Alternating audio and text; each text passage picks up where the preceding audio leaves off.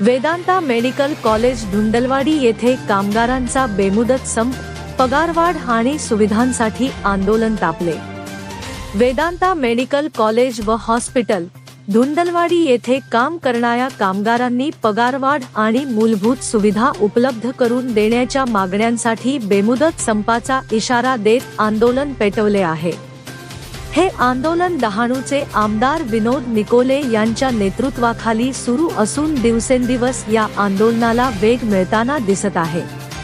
कामगारांचा आरोप आहे की कॉलेजकडून विद्यार्थ्यांकडून लाखो रुपयांची फी आणि देणगी डोनेशन घेतली जात असतानाही कामगारांना योग्य ते वेतन, सुविधा आणि सुरक्षित कामाचे वातावरण देण्यात येत नाही।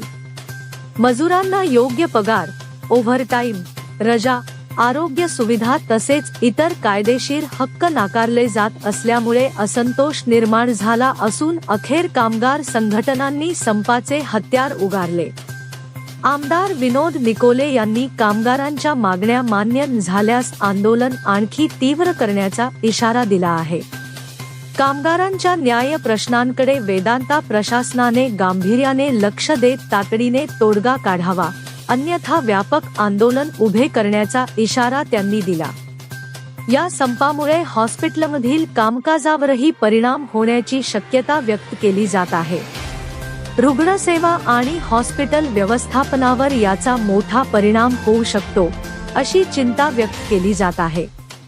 कामगारांच्या मागण्यांमध्ये योग्य पगारवाढ, कायदेशीर सुविधा लाभ, सुरक्षित आणि मानवीय कामकाज, स्थिर नोकरी हमी या प्रमुख मागण्यांचा समावेश आहे।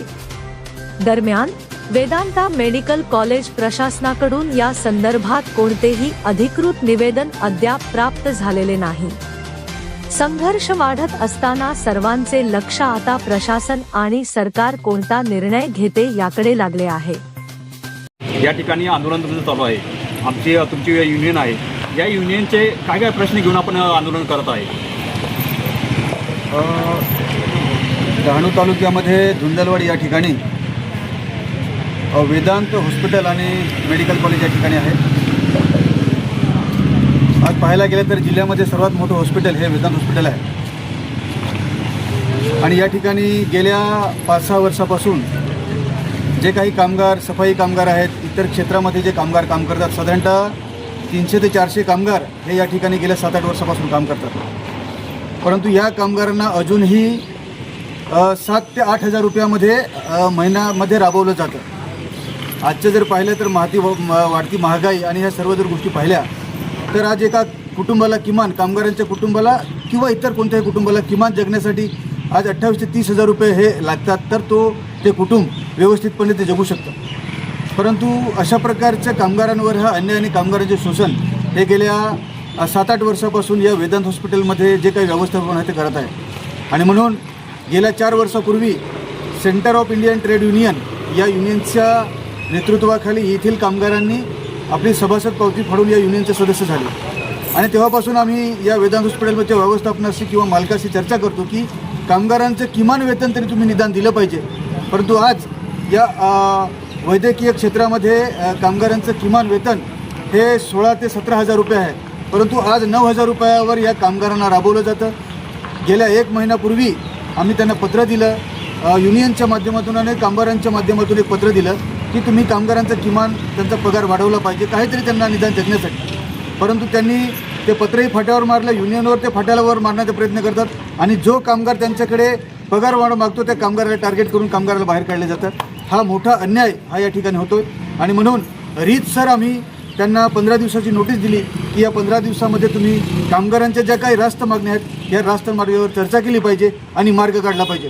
परंतु शेवटी भांडवलदारांच्या नेतृत्वाखाली हे हॉस्पिटल म्हणा किंवा कॉलेज म्हणा ह्यांची अरेरावी एवढ्या मोठ्या प्रमाणामध्ये चालली आहे की आम्ही कोणाला जुमानत नाही, आम्ही कायद्याला जुमानत नाही, आम्ही संविधानाला जुमानत नाही, आम्ही कामगारांना जुमानत नाही, अशा प्रकारची ह्यांचा जो स्वभाव आहे किंवा ह्यांची जी वागणूक आहे ही योग्य नाही।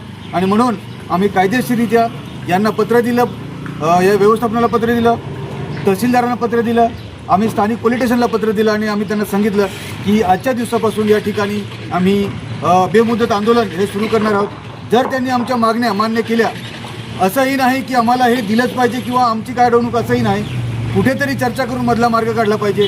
आत्ता आमची त्यांच्याशी बैठक झाली, त्यांनी आम्हाला वेळ दिलेला आहे की जे काय किमान वेतन आहे त्याच्यावर आपण चर्चा करूया, आम्हाला थोडा वेळ दिला पाहिजे. आम्ही त्यांना वेळ दिलेला आहे, त्यांनी लवकरात लवकर कळवावं आणि आमच्याबरोबर युनियनबरोबर बसून त्यातला मधला मार्ग काढावा आणि हे आमचं आंदोलन त्यांचा निरोप येईपर्यंत आमचं आंदोलन हे या ठिकाणी सुरू राहणार. मागण्या पूर्ण झाल्या नाही तर काय पुढचं पाऊल काय असेल? मागण्या पूर्ण झाल्या नाही तर आमचं आंदोलन हे थोडंसं इथे वाढेल, कारण आम्ही काही कायद्याच्या पलीकडे जाऊन आम्ही मागणी केलेली नाही आहे. खरं म्हणजे 10 वर्ष काम केलेल्या कामगाराला किमान वेतनावर राबवू शकत नाही, त्यांना वाढीव वेतन दिलं पाहिजे. परंतु आम्ही म्हणालो की चला इथे हे हॉस्पिटल आहे, तर जे काही किमान वेतन आहे तरी निदान दिलं पाहिजे. ते दिलं तर आम्ही आमचं आंदोलन स्थगित करू. 1 वर्षपूर्वी यांनी आंदोलनाचा इशारा दिलेला आणि निवेदन पण दिलेलं आहे. त्यानंतर मग 20 दिवसानंतर पण त्यांनी व्यक्तीचे भेटलेलं आहे, परंतु त्यांना पण दुमाजत नाही आणि आपण आले तर नक्की आपली दखल घेतली जाईल का, काय बोलाल आपण?